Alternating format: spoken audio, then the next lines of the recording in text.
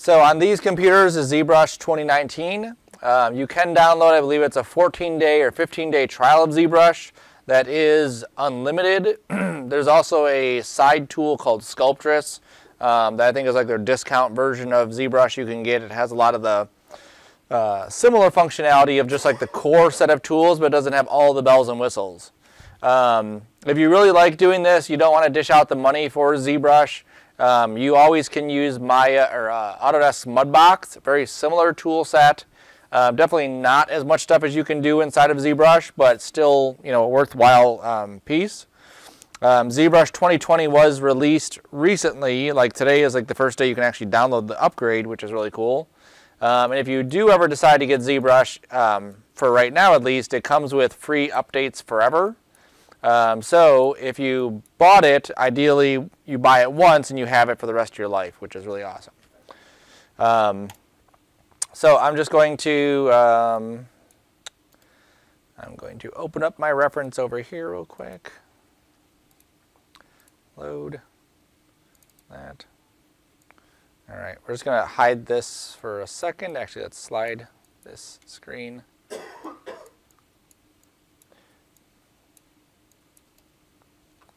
I'm going to slide this over here where you can't see it. And then I'm going to shrink my ZBrush document size so that we can see all the stuff here, or most of it. Right there. Okay. So ZBrush is a crazy interface. There's like a million things inside here, and we're not going to touch on all of them. I'm going to go over some foundational stuff first, and then we'll get into actually the assignment part of it. The first thing that pops up here is Lightbox. So every time you open ZBrush, you'll see this Lightbox thing that comes up. You can just hide that using this. All the menus at the top, very little will you ever use any of these. Usually if you're going to use one, you'll jump into it and grab it, but most of the time you're going to spend on this side over here and this side over here. Then there's some other menus we'll use as well. So first thing is ZBrush is not a 3D tool. Initially it was a 2.5D tool, which means that as you paint something, it's actually painting in 3 dimensions, but it's still flat. So your first brush, which is a simple brush, as I click and drag here, you can see how it looks like there's some kind of dimension to what I'm painting.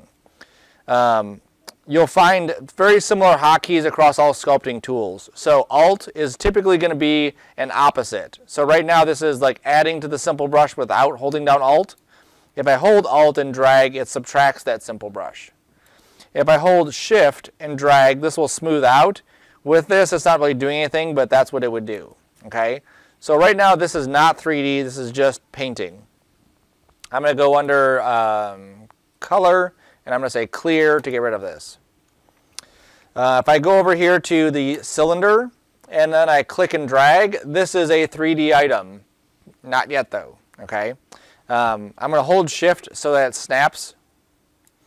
And then if I were to try to drag around this, like orbit around it, and I drag again, I drag another cylinder. And if I drag again, and then I drag again, I drag again, I'm basically just dragging these flat images on top of each other.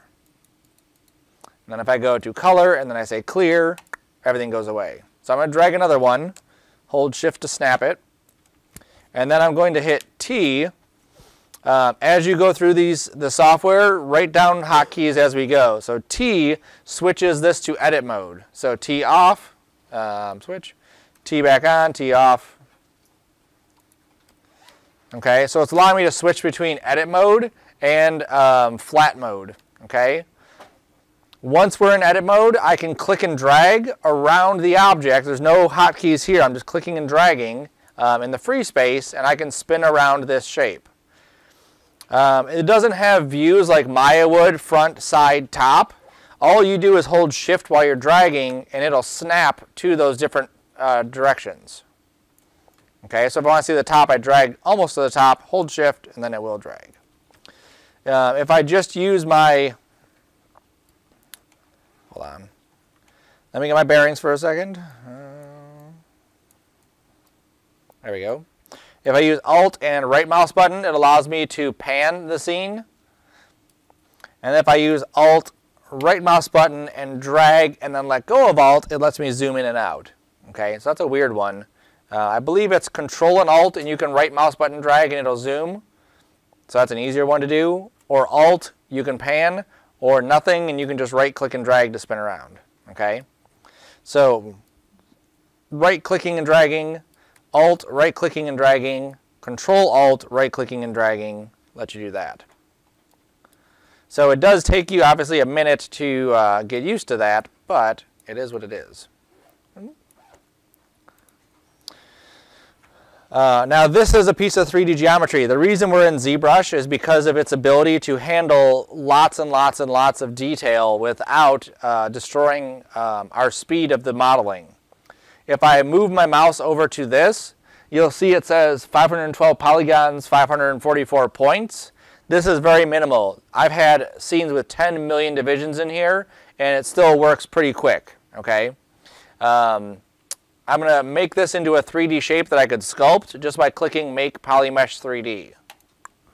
Okay, once I've done that, this now says polygons, points, hidden polys, hidden points. But now I can click and drag on here and actually deform what this surface is looking like. Okay, ooh. So I'm going to, you'll see there's not much definition here. It's very blurry and kind of blocky.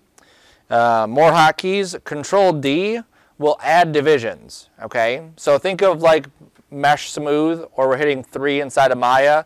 That will smooth out this surface. As I come over here, now I have 1984 polygons and 1986 points. If I Control D again, now I have 7900. If I Control D again, there's 31,000. Control D again, Control D again, Control D again. What is that? 2.316, yeah, 2 million. So with 2 million, now as I click and drag, you can see how fine of a definition we can get on this. Okay? And as I spin around, you can see that that's definitely just pulling it out. It's not just looking like it's bumpy. Now how much it pulls it out is up here, Z intensity. The lower this is, the less it's going to pull. The more it is, the more it's going to pull. So at 100, it's going to do that. Okay. Now this looks pretty disgusting. If I come over here to the stroke, right now it's set to dots. I can change this to freehand. And now as I do this, it's still doing that, but I think I can come over here and change my mouse average, or go up to my brush settings. We don't need to get into all these. And there's brush settings here, exactly how much spacing we're getting for each of these. Typically, you're never going to go 100% on any brush just because it's like way too intense. We do have tablets up here, so if you get to the ZBrush part today and you want to work with it and you want to use tablets, grab a tablet, grab a pen, just make sure you return them. Otherwise, you can use your mouse. Just make sure you're extra low on all of these settings. Typically, you want to think of this as not, I'm going to put a nose or a mouth or a whatever, but I'm going to build up. So even though you can't really see anything, I'm just clicking and dragging in this area to start building up that shape. Now 3 might be a little bit, soft on this case, so maybe I'll go up to 10. Yes, sir. Do Intuos pen tablets work too with ZBrush? Yep. Okay. Typically any tablet will work. I brought my tablet from home.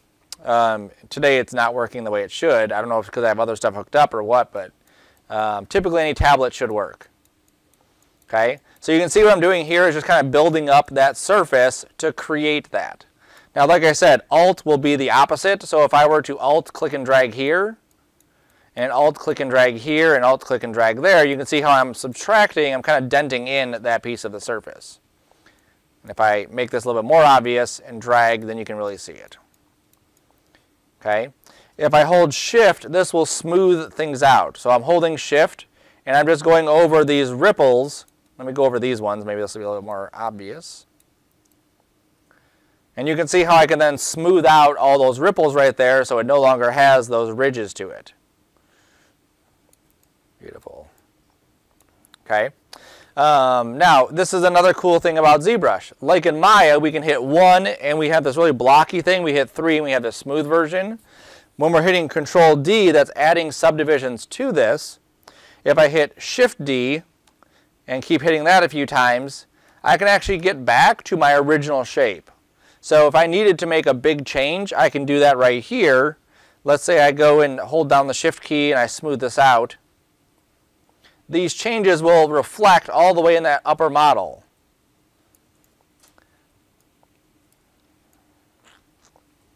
There we go. So I've kind of smoothed out all of these things. Most of this will come in, some of it will not. So I'm not going to hit Control D because that adds divisions. I just want to move up the chain, so I'm going to hit D. And there we go. Now I can smooth these out. You'll see how I have to kind of gradually do this. Hit D again, smooth that out. Hit D again, smooth that out if I need to. Okay, so I can work at these different levels inside here. I'm not stuck on just the one, just the highest resolution. Now, this is kind of the old way of working. I'm going to delete this, so I'm just going to click on New Cylinder, and you'll see that that cylinder just goes away. Now, everything that we do inside of ZBrush typically doesn't just go away unless we delete it. It's still right here. Okay, so if you accidentally were to hit T and then drag this out and say, whoops, I made a boo-boo, and then you hit T again and now you have this like floating thing, we can always just clear this out. Or if we click the wrong shape, we can always typically get back to it. Now there's more brushes if I were to click here, oops, there, and not move the mouse, more shapes will show up there. So if we had 4 or 5 different copies of our stuff, they would show up inside this area. Okay. Now, this is, like I said, the old way of working with subdivisions is to hit this Control D, Shift D, D, back and forth stuff.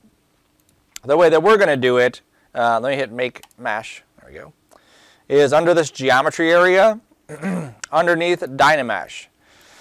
Dynamesh is an awesome tool that as we're modeling stuff, ZBrush will automatically start adding divisions where we need divisions to happen. So somewhere on a person, let's say that they have a big round belly, they don't need a lot of divisions for a big round belly. But somewhere in your face, you have a lot of tight things going on, wrinkles and whatever else, you need a lot more divisions. So it'll actually put more divisions on your face and less divisions on the stomach. Now the way it works is we turn on Dynamesh. I'm going to turn on Polish and Project, and then hit Dynamesh. And now if I move my mouse over this just so we can see it, even though the shape of this hasn't changed, I have 91,000 polygons. It will adapt to whatever I need. So I'm going to make this brush bigger. There is a draw size up here that I can make my brush bigger or smaller. Most of these things I can access by right-clicking. Here's the draw size. Here's the Z intensity. And then there's also focal shift. Think of Photoshop. You have these really hard brushes and you have these really soft brushes. That's what this will do. So as I drag this, let me do it up here so you can see it. As I drag this left and right, this is making a hard brush. So where those 2 red lines are, that's the transition. As I drag it the other way, it's a very soft brush. So if I go here, it's a very thin line. If I go back the other way and drag this, now we have a very sharp line. Okay? You'll find most of your stuff you kind of leave in the middle anyway and then tweak it from there. And there's what the middle one looks like. Cool. So let's say that I go into my brushes. These are all the different kinds of brushes you can use inside of ZBrush. Even though there's a trillion of these here and a trillion more you can download, most artists will stick with about 3 or 4 different brushes that they constantly just cycle through. If you want to look it up, you can actually create a little thing down here where you can store brushes that you commonly use instead of having to go up here. But for this, I'm not going to go through that. So I'm going to go into a brush called Snake Hook. Where are you at, Snake Hook? Right there. Okay. I'm going to make my brush bigger. So I'm going to hit the hotkey and then make the brush bigger. Any one of these items, you hold your mouse over it, Z intensity, there's the hotkey. Look at it, use the hotkeys. Okay? The more you do this and you're constantly going up there, the more it takes away from what you're trying to do. If I'm down here and hit U, there's my intensity. If I hit S, there's my size. Okay? So it's much quicker to do this kind of stuff. So Snake Hook, I click and drag, and you can see how I can kind of move this shape over here. I'm going to zoom out a smidge. And just keep pulling this. Now it will take you some time to get used to ZBrush, just moving around, navigating, painting on it. So don't be afraid if you get to a point and the stuff is starting to look like garbage. Just make a new file and then do it again. You'll turn out a lot better. Okay, so the reason I'd use snake brush here is I have a lot of divisions here. I pulled off this section and you'll see that we kind of lost the divisions here. There's very blockiness happening. If I turn on my wireframe, there it is. You can see how we have lots of divisions here, and as this comes up, we lose that information. You can click dynamesh off, click dynamesh back on, and it'll refresh it. Or you can control drag, and then it'll rebuild your dynamesh, adding more divisions right there. So it recognized, hey, you have a lot of areas here, you have some information going on. Now let's add some more divisions. Turn that off. And you'll see it got kind of messy and ugly. That's fine because I can hold shift and then smooth those pieces out. And I can control drag again, let dynamesh do its thing. There it goes. Now if I move my mouse over here, I haven't actually subdivided this anymore. All I've done was tell dynamesh to recalculate. And so now we had about 90,000, now we have 131,000 divisions. So dynamically, which is why it's called dynamesh, it'll just add more divisions to our stuff. Okay, I'm going to get rid of this, make a new one, make a new polymesh, make this a dynamesh. Okay, I'm back to 90-some thousand, yep. I'm going to get rid of snake hook. There's some people, if you watch them model, they typically start off with snake hook and they'll create basically a nice silhouette of it. I personally don't like using that, so I don't for this kind of thing. I'm going to use a couple brushes. One of them is going to be clay buildup, which is this one. Let me smooth this out first. So I'm going to hold shift and just smooth it out so we can see what it does. Make my brush a bit smaller, and I'm going to click and drag. So this is what clay buildup will do. It's basically like thinking of you're actually building this in real life. I need to add more clay to my model. That's what it is. I'm adding clay to my model. Okay. And then I would go through and smooth this out, and then that would help me, blend it into the rest of the surface. So clay buildup is one I will use. Now I'm spending time looking for these because I know the hotkeys for them, but I want you to see how to get to them first. There's one called the Damian standard or the Dam standard. And this one is good for adding cut lines to it. Now this doesn't look very impressive. But if I take the size down and I go like this, let me add some more divisions. I'm going to go to my resolution here, pull this up, control drag, wait.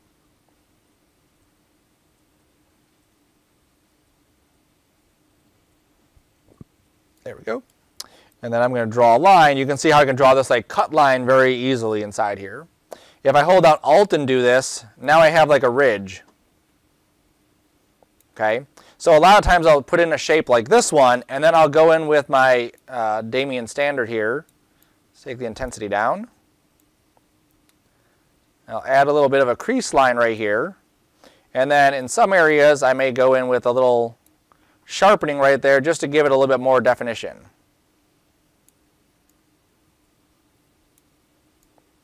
Okay, so I'll use that one quite a bit. So we have the clay buildup. We have the Damian standard, which is somewhere right there. There's also the standard brush, which is the original one I was on. That's somewhere down here. And then the last one that I will use, that's fine,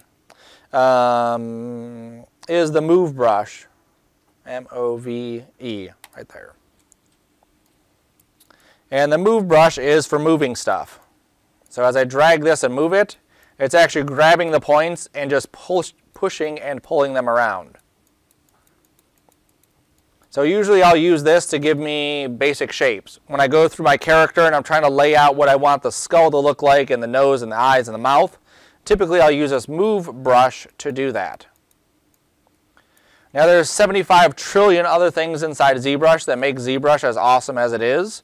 Obviously in one assignment we're not going to get to every piece of that. The goal with this one is that at least you have gone through ZBrush, you've played with it a bit, maybe that piques your interest to play with it a lot more, because there's so many cool things you can do with this. Just like this shadow box thing that's right here, that's a cool thing where you draw like the front view and the side view and the top view just with basic masks, and it'll create a shape. And so you can make these really cool designs with that. I've seen people make like weaponry and stuff with it. All right, so those are the gist of what we're doing. So I'm going to go and make a new document here. I'm going to go to my Lightbox and not make a new document, open a new document. And I'm going to create a starter point. So with this one, you don't have to start from a sphere. You will see some people who create just a basic sphere and pull the entire head out of that. You don't need to do that. You definitely could if you wanted to. They have some demo models that you can start with. So under the head planes is some good starting ones if you want to start with one of these. I'm going to hit the back button. There's also, I don't think in mannequins. No, the mannequins.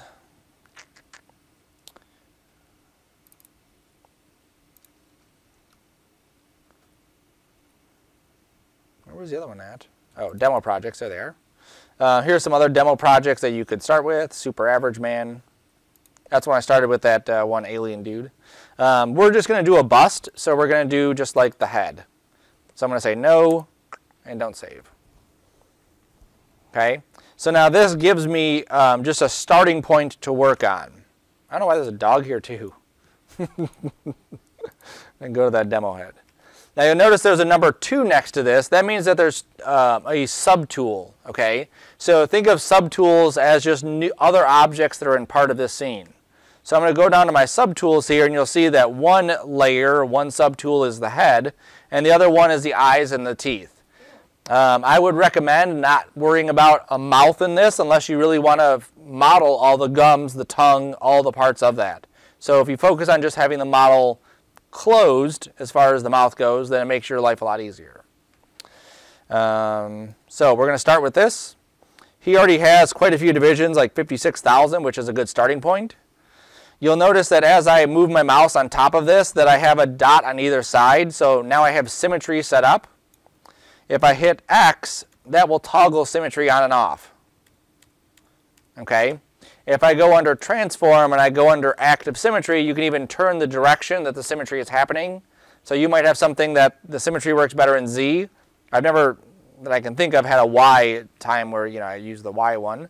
And there's also radial symmetry. If you have something that is rounded and you want to have that symmetry follow all the way around, you could use that too. In this case, I don't need it. Okay. So let me move my thing here. I'm going to use my tablet because it's easier. And again, if you're not used to using a tablet, something that you'd want to play with as you're doing it. So the first thing I want to do when we start this assignment is I'm just going to turn the eyes off. There we go. And I'm just going to start shaping the profile of the head. This is human. This is very boring looking. I want to make it look like what I want it to look like. This is my reference that I've kind of grabbed. Oops. Okay, so if I'm doing this character, I'm going to shape his head to look like that. I'm ignoring really any kind of sense of form, really. I'm just kind of getting the basic profile of it. Same thing with this one. If this is the head I'm going with, I'm going to try to get something that looks like that. Same thing there, same thing there, same thing here. Okay. So I'm going to try to get this into a very generic pose for my character. I'm going to slide this off screen so you won't be able to see it, but I have it up over here. And I have it kind of small. There we go. All right, so I'm in my move brush, and I'm just going to click and drag. And you'll see how I'm not just like clicking and dragging to where I want, I'm coercing it into that position. I'm kind of grabbing and letting go, grabbing and letting go. Okay, I'm also going to hold down Shift and just smooth some of these features out. I don't really want any of these to be coming through. I'm going to redraw all those anyway. I'm just using this as my starting point.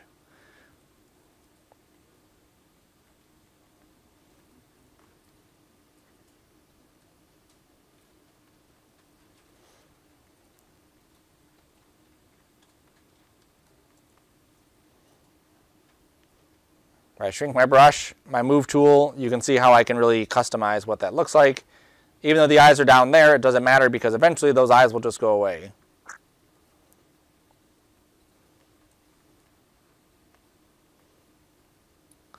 And grab the ears and just pull those out some.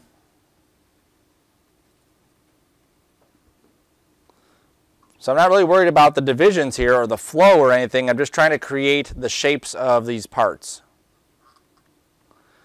And as I create the shapes of these parts, that will then take me into the next stage of being able to add all the detail stuff.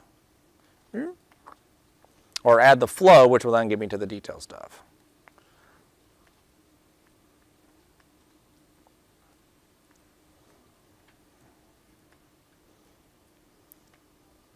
All right, I'm going to fill in the eyes. I don't want those anymore. So I'm going to switch to my build-up tool. Now this is why I don't use this, because every one of those things has their own hotkey. Think of cinema. When you had hotkeys in there, it was never just one key, or very rarely was it one key. Typically you would do two keys. So it would be like MD or ME or MS or whatever it was. So this one, I'm going to move my mouse away. If I hit B, that brings up the brushes. If I hit C for the first letter of that brush, and then I hit B for buildup, then I will get the clay buildup tool. So I know that the clay buildup tool is BCB. I know that the move tool is BMV. So very easily I could just type those out. Of course, you can go here and you can search through all this if you want, but I'm just going to hit BCB, and then I can shrink my brush and then just fill that in and smooth it out.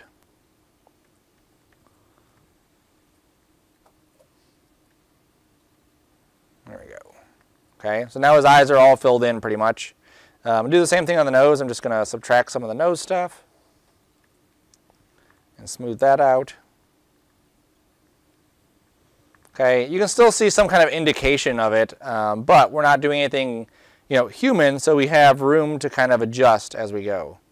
No, I just didn't want to see it as I'm working.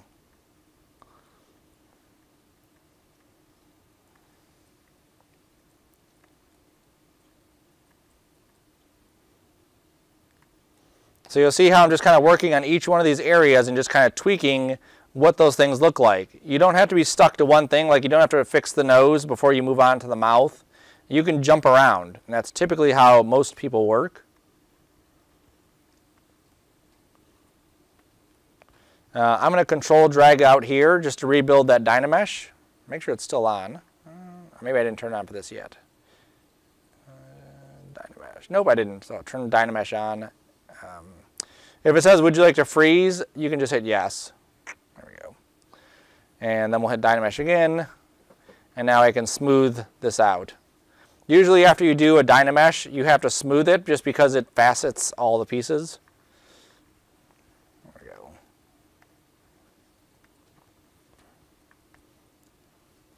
And you'll see I got these like weird little pokes right here where the nostrils were. So I'm just going to clay build up right here. Control drag, and there we go. So now those pokes are all gone. All right, so that looks kind of alien-esque / cartoony. I'm going to go with that.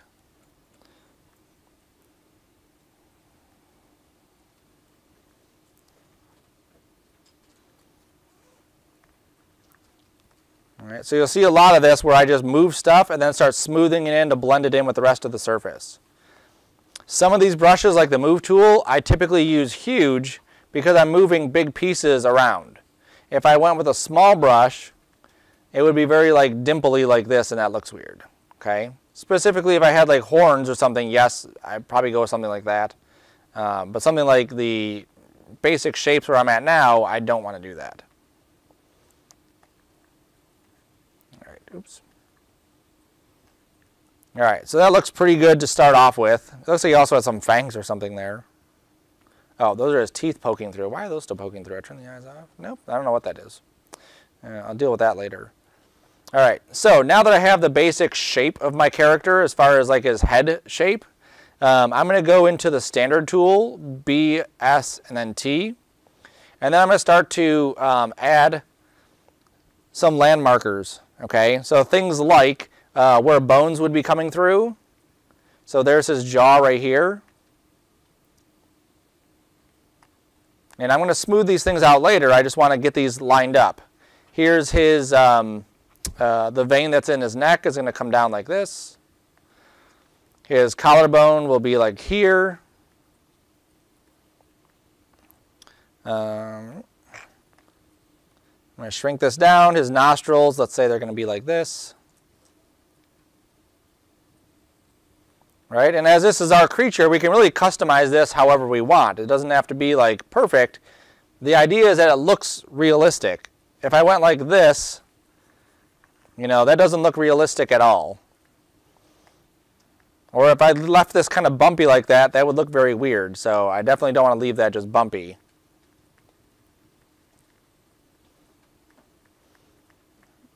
As I add dimension to this, I try to follow the muscle structure of the character. Okay? Or if there's a bone, I try to follow the direction of the bone. So as I draw this, I went down with that vein. As I drew the bones here, I went across. Now as I get into the face, I'm going to keep going rounded like this to give the illusion that it is this rounded shape. And then I can smooth out some of those things. Let's drop in some eyes here. So I'm going to hold down Alt, and then drag in some basic sockets, and then start to add some smaller areas. I'm going to switch to my clay buildup and just add some shape there, and then smooth it out. Add some more shape there, and then smooth it out.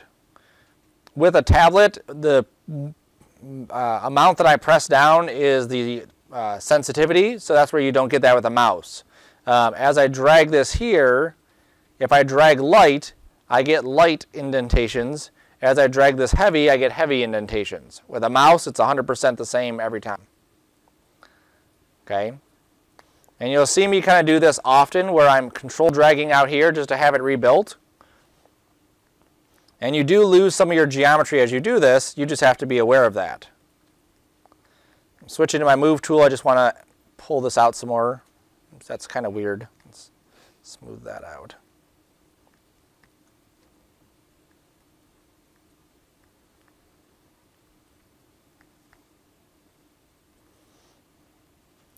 Okay. Some detail that I'm not going to add right now. So this is the Damien standard brush. I'm not going to start adding in these like fine line details. Let me make this a little bit more obvious. There we go. Because what's going to happen is when I troll drag, most likely that's going to eventually go away. The more I start to sculpt it and do stuff. So that kind of tight detail I will save until the end. So you'll see how I'm just kind of switching between my brushes here.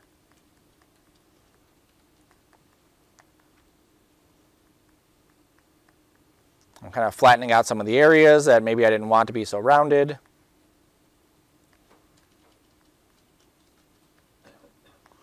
I'm kind of push these cheeks in some too. I think it's kind of like maybe a little bit too thick.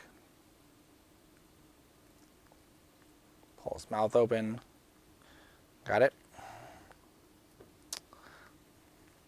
I'll smooth that out. You want to move around the model. The more you move around, the more you'll be able to see what it looks like from different angles. And if it helps too, like, you know, feel your jaw muscle, feel where the bone is, feel how it hits certain spots of your neck. Because that will really help you kind of emphasize some of these things, like where his neck is coming into his jawbone. Having that information right there definitely helps.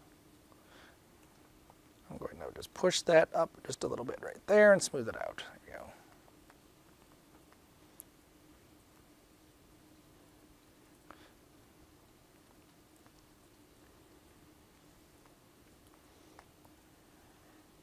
I think his shoulders are probably too tiny for him, so we're just going to take these and stretch these out further. Remember from your figure class, if you took figure, that it's typically about 3 head widths is your shoulders.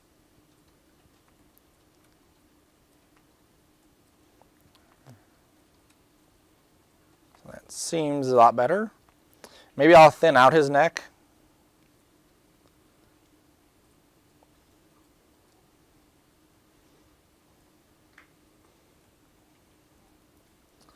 Let's go add some detail to the ears.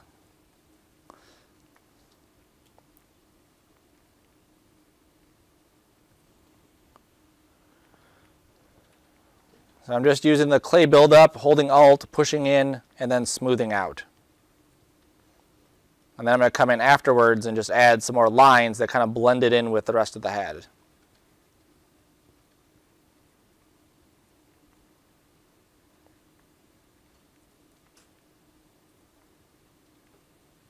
There we go.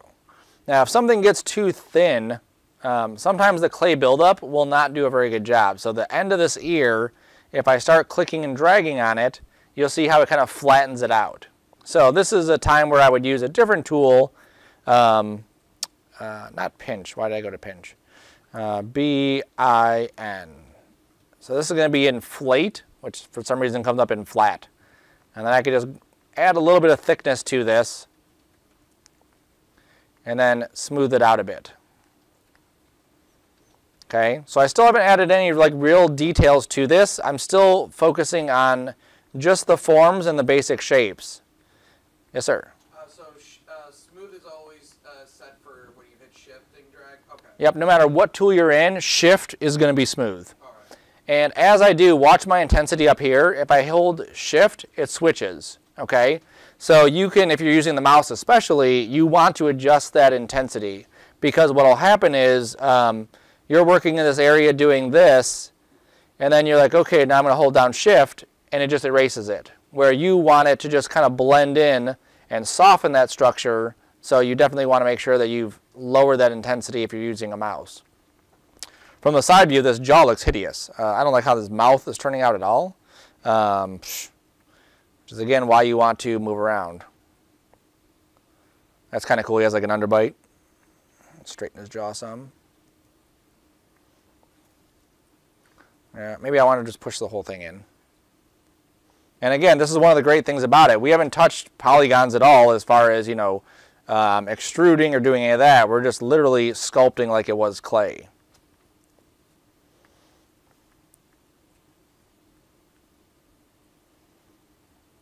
Okay, maybe I want to have more haunted eyes, right? Something like this. Bigger eyes.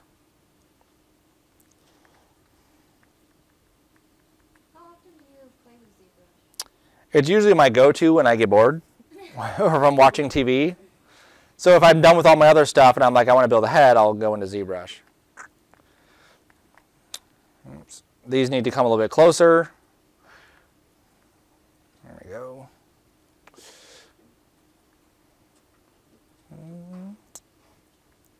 Now ZBrush has, I don't know if it's unlimited undos, but it definitely has a lot of undos. Like when I load up my scene that I'm going to load up in a second, it'll say, do you want to load, or you're going to load 980 undos along with it. And everything I do, like that's, oops, that's an undo, this is an undo. Like each one of these things is a separate thing I could undo. Is undo still the same command, like Control Z? Yep. Okay. And then this bar right here, that's all your undos. So you can see just with this file right now, I have 475 undos that are just sitting there, coming along for the ride. All right, so we're going to pretend that this is good for now. I think I want to add a little bit more detail to the mouth before I move on. Okay. Mouths are typically tricky for people, so I'm going to show you how I do them. I'm going to first pinch this closed. There we go. Control drag, and then smooth it out. There we go. So now he doesn't have a mouth. One of the cool things about dynamesh is if you have divisions like this, it'll keep them. As they get closer together and they start to overlap, it'll actually like erase those. It'll like blend it together. So the mouth was open, but if I bring them close enough, use dynamesh, it'll get rid of it. So the way that I do any of my mouths is I try to think about, and this might be weird, but in Matrix, when the people put that thing on Neo's mouth where you can't see it, there's just like this covering, and that's typically what I try to go for here. Like this is what his mouth is going to be without a slit in it. So I'm just kind of shaping out this patch that would go over where his mouth is. Okay, and I'm going to make it a little bit bigger. And again, the benefit of using the tablet is you can really kind of taper it off at the end, so you're not, I'll show it with the mouse. Like there's no taper. It's just like stuck. And so I would have to knock this down really far. Oops, don't do that. So that as I drag this here, then I can blend it in. Then I would drag it again and then blend it in. It's a bit of a hassle. Okay, so I think that's pretty good. That looks like where his mouth would be. I'm just going to smooth it out a bit more. There you go. Then I'm going to use the Damien Standard brush, and I'm just going to cut into where I want the mouth to be. Let's make that a little bit more intense. Do you have a list on what the brushes do? This one is just a slicing one. I don't have a list of all of them. A lot of these, like Deco, there's a little icon on it, and then you can just come over here and just see what it does. Oh. Yeah, gives them lesions apparently. Here's fold. Oh my goodness. Yeah. No, thank you, please. Some of these tools are very specific. Slicing, trimming, masking, those are separate operations. Where are the ones? These ones here that have numbers, these ones you could actually use for other things. I'll just do it on him real quick. These are all the different pieces. It's basically like geometry that's stored inside of a brush. So if I drag this and then I click and drag here, there we go. Now I have these things that are like attached to him. Yeah, but you can do other stuff too. So there's like belts. There we go. Oh, this is a fence. Where's the belt? Oh, there's stitches there. And this is doing a path so that when I let go, there we go. All right. So there's a lot of stuff inside there. So unfortunately, no, I don't have that. What was I on? Is there anything for, say, like glasses or goggles? Nope. No.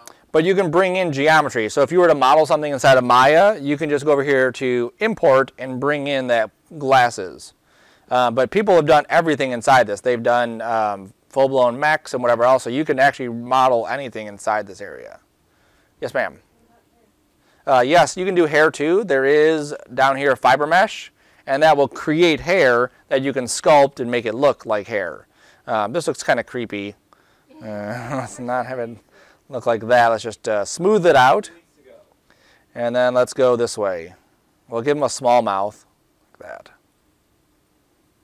Right? So don't be afraid to just undo what you've done. And you'll see, just adding that patch, adding that little dip right there, we have like the lips started. And so now it's just a matter of going into this. I think I'm going to need to add another level of dynamesh into that. So take the resolution up. You don't want to go crazy because that'll add way too many. So it was at 128, I'm going to go to, let's say, 432 or something. Drag it, and I'll wait. If you look up here while it's doing it, it'll tell you how many divisions you have. So now I can smooth this out some. Go back in with my Damien Standard, cut that line in again. Go in with my clay buildup, starts to shape out the mouth.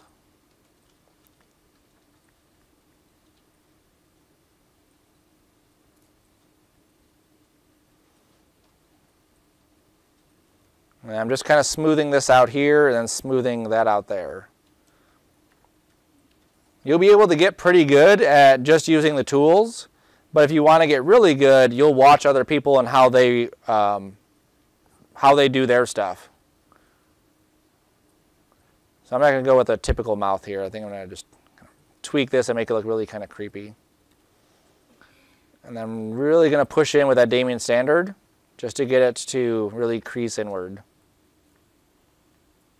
There we go. So it's kind of like a night walker. Right? Now, as I add more divisions to this, it becomes even trickier to kind of move stuff around. That's why you don't want to go too heavy too quick, because it doesn't allow us to tweak it a whole lot. Yes, ma'am? You can do some sort of rigging. So it's not really meant to be an animation tool. Typically what we would use the rigging for is posing. So once we have a full-blown character set up, ready to go, as far as like its body, then we would take it into Z plugin, oops, where it hides all the plugins. And then there's a transpose master. And what this allows you to do is basically put in joints inside there and then pose the character. So everything we draw it symmetrical. So the arms are out, the legs are out. We texture it, everything. And then we can pose it and then create different movements with it. If we wanted to animate this character, like I want to take this guy and bring him into Maya and animate him, eventually what I'm going to have to do is do a bake down, where I take this high-res, super dense mesh and then connect it to a lower resolution mesh. So all the texture, all the detail gets put onto that. That's what goes into Maya. And here, I'm just like free-form building what I want it to look like. Now, I'm simplifying that, but that's what you would do. All right, so there we go. So that looks pretty decent right there, okay?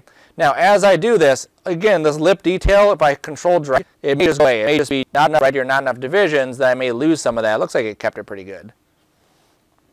Okay, so now I'm just going to keep going in with more and more details, more and more things that I want to add here. I'm going to beef up his back there a little bit. Okay, don't draw something based on what you think it should look like. Draw something based on what it actually looks like. In these references like this, you can see what the neck is doing. It's coming down and it's hitting right there. The skinnier the person is, the more pronounced those are going to be. Oops.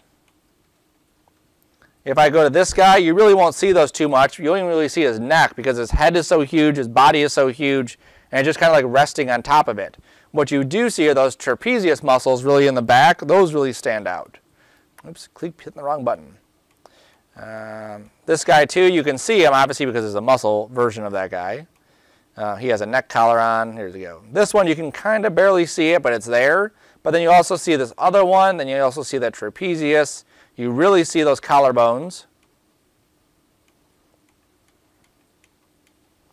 Nothing there. There you go. Here's another one. So he has these really pronounced ones because he's super muscular. More of these lines coming down, huge traps. Doesn't have really pronounced shoulders. They're just kind of blend in with his trap muscles. This guy has one, but it's kind of like, you know, not as pronounced as these other ones there. Don't really see anything. Crazy veiny. Kind of see it there. Okay. So as I model stuff, I'm always keeping these reference pieces in mind. And then as I watch movies or shows or anything, I'm also kind of mentally kind of watching for these details. The more you expose yourself, the more you'll have that catalog with you when you start building it. I accidentally drug something on his face there. There we go. Now I'm going to start adding some detail for the eyes. Let me just smooth this out a smidge. There we go. That. Actually, let me fix the nose. I like how that's bumped up. That's good there. Okay. So I'm going to go into my subtool, and I'm going to delete this one. So I'm just going to click on that and hit delete, and then say OK. That's one thing that is not undoable inside ZBrush. If you start deleting stuff here, it's gone. Okay, so just be careful with it. I'm going to import, or insert, so I'm going to go down here to insert, and then I'm going to insert a sphere. And then this is right now still in sculpting mode. If I hit F to frame it, there's a big sphere right there. If I started clicking and dragging, it'll do that. What I want to do is I want to move it, scale it, and position it where the eye should be. So I'm going to hit T to get out of this mode. I'm going to go to the Move tool, and oops, sorry. I don't want to hit T. I just want to hit the Move tool. There we go. And then I want to drag this around. This is a universal manipulator, so position, scale, I can rotate around. And then the circle obviously is rotation. So you'll see how I'm just dragging the arrows and then sliding it in. Anytime you do an eye, you need to have that bit of that eyeball there so you know how big to make the eyelid and all the other stuff. Mm-hmm. Will the inside, the parts that are inside interfere with anything if it's 3D printed or anything? No, if it was 3D printed, we would want to go through, and just like we're doing with these ones, we want to make it one solid mesh. Okay, just asking because I know. Yep. Now there are some people who would do like, they'll have the eyeball cavitied out, and then they'll make like a marble eyeball and they'll put it inside of like a mold or something, or like a silicone. There we go. So that's pretty good there. So now here, that's the eyeball. This is my character. I have to be on the character layer in order to sculpt the character. So just make sure you're on the right layer. So now I'm going to go in with my clay buildup tool and start to shape out the eyelids.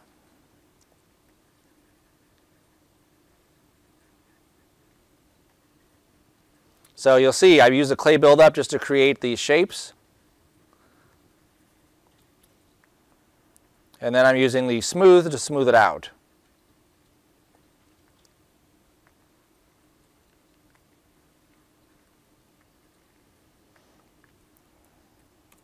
Okay, now I have a basic form.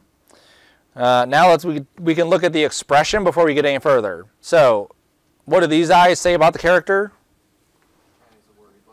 Right, worried look, sympathetic, you know, sad maybe. And then if we went something like this, angry, right? So think of all those things as you're building it, because all of those things go into what the character is going to look like. You know, all of it. Mouth was good the way it was. I think he's going to be more of a, you know, maybe not so worried. There we go. But you see how I'm pushing and pulling. So this side goes up, this side goes down.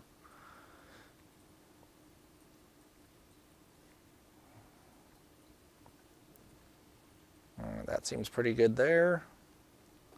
Let's smooth it out. And then I'm going to use the Damien standard and just start cutting in some lines here.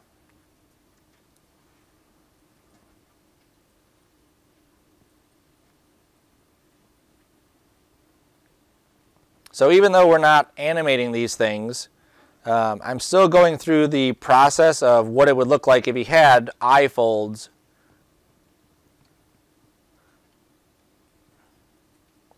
And then kind of blending in all these pieces here like that. Now this side looks weird because it's just open, so let's create an eyeball over there. I'm going to click this one, I'm going to duplicate it, and then I'm going to go down to, not there, I'm going to go down to deformation and then just say mirror. And I go back to my subtool, back to the creature, and now I have two eyeballs right there. Now I'm back in with my clay buildup, and you'll see how I'm just kind of building up these shapes to kind of blend things in together.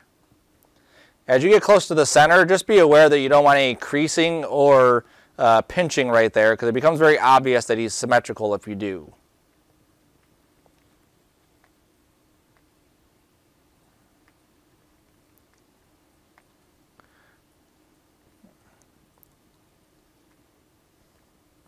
Now I'm going to cut in some lines here.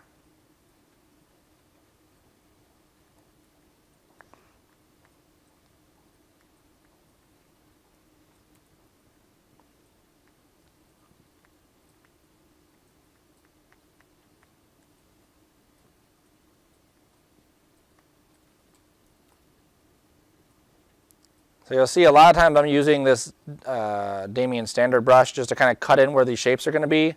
And then I'm going in afterwards and just kind of softly smoothing out some of those shapes.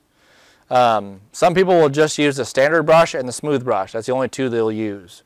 And I've done that before too. I just like that Damien standard one for doing those kinds of things. Oops.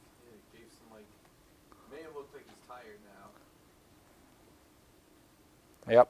So maybe a little, not so much bags under the eyes.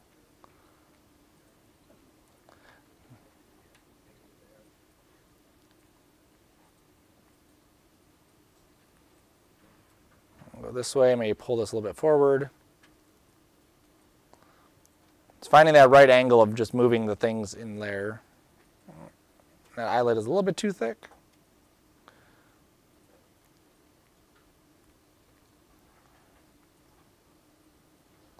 If you get too close, this border here is like a no sculpt zone, so you can go out there and drag.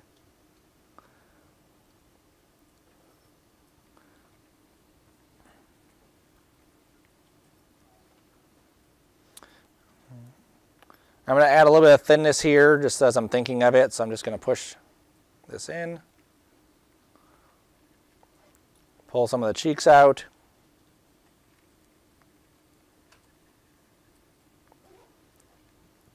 And this is where you have to know what areas you can play with.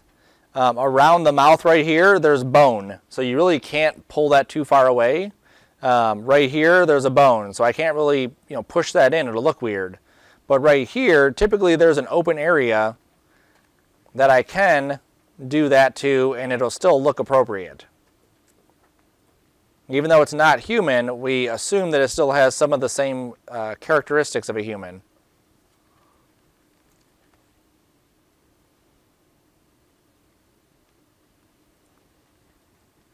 All right, so now I'm going to save him. One of the things that ZBrush is known for, especially for beginners, just going to set this aside, is screwing with your stuff. So I've spent probably about a half hour sculpting this guy and explaining things. If I lost it, it wouldn't be the end of the world. I'd spend another half hour building it again. If I save this right here, that will not save my document. If I go to Document and Save, that will not save my document. Okay, I have to hit Control S and then put this somewhere, and that saves my stuff. 2520, character, demo head. I don't know, let me give him a name, or a goblin. He kind of looks like goblin-y. There we go. So now this saves your project. So this will save all your undos. It'll save all your subtools here, all the other stuff. If I go to this area and I save this, this will save the tool, which will basically just save what this looks like. That's all it's going to save. It's not going to let me spin around and do all the other stuff. Same thing under here. If I go to Save As, it will just save what it looks like. It will not save everything else. Okay, I haven't done anything different. When I save again, ZBrush will ask me to give it a name and then replace. When I save it again, ZBrush will ask me to give it a name. Every single time it will ask you, so just be aware of that. It will also, if ZBrush were to crash, which is very rare for ZBrush to crash. Yes. Right, Maya makes up for it. There is a quick save that it does. So if I look over here and I'm just clicking and dragging, it's been actually saving my work all along the way. Okay, and then you can restore it from this. Now, if it crashes or your computer blue screens, that's gone. This is saved to the C drive, so that information will be gone. But if it crashes, you lost your file, you can always go to this and get it until it restores itself.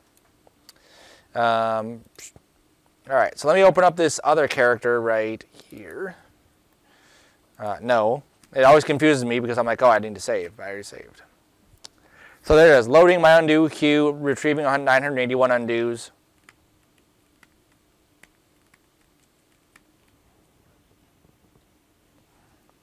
There it is. Okay, so now this one, he's obviously kind of a bullish, has these elfin ears, or goblin ears, layers. Here's some different things that I did with it. So just to see differences in models. So if I take the neck shape that I did here and I go like that, obviously it makes them a little bit more cartoony, caricature-y, right? Come back. If I go to his ears and I shrink these down, that's a little bit more passive versus that, which makes them appear a little bit more alert. Here it looks a little bit more, I don't know, kind of wimpy. And then here's his eyes, very angry. But then we go that way, and then we add that to the ears, and then we take this neck in. It's a completely different character-ish, right? So we can do a lot with these shapes. These are just different layers you can add, which are kind of cool if you're trying to decide on different features. You don't have to do this, but it's just kind of a neat thing. You just make a new layer. You can just sculpt whatever you want on this. So let's just say I did that. And then you have a slider for it. And then if you go past 0, it'll actually push it inward. So if you're trying to decide on different features, this is kind of like a neat way to do it. As you start getting into more details, we'll get more into the lecture about how to do those kinds of things, like how to create these like saggy cheekbone areas here. how to create more folds, that kind of thing. For now, your goal is just to kind of get the basic head shape and start sculpting in where those features are going to be. And then once you have that, then we'll get into all the nitty-gritty stuff like I have inside of, is that my latest one? Yeah, this was my recovered one here.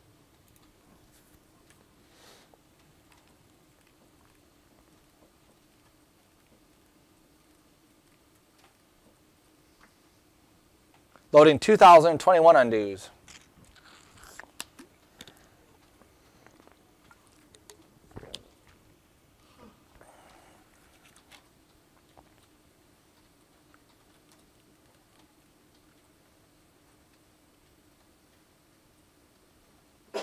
There we go.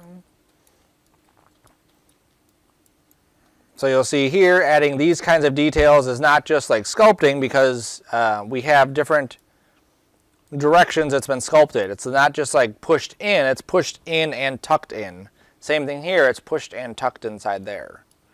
And you'll see the lips obviously look a lot more refined, the nose does as well, nice ridges there, and then some detail, okay? And you'll see how soft these things kind of collide and bring in together.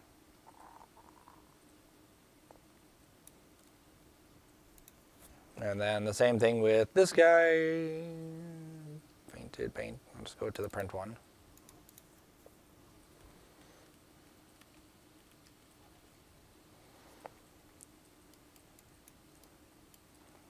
And then the same thing here. You can see the cheek detail that he has. These little scars on his cheeks. He has his mouth open, so you can see there is some detail there. He has these little horns right there. His eyes have a lot more detail there. Tiny nose. These little veiny type things here. Okay, and obviously some definition in the rest of him. Okay, so start off with the head. We'll add more as we go. This project will take us typically about 2.5 weeks to do. Okay, so I'm looking at probably finishing this before the end of December, before the end of November for sure. Probably before we even go on break for Thanksgiving. Okay, and the goal is that we would have a head and shoulder area or neck area.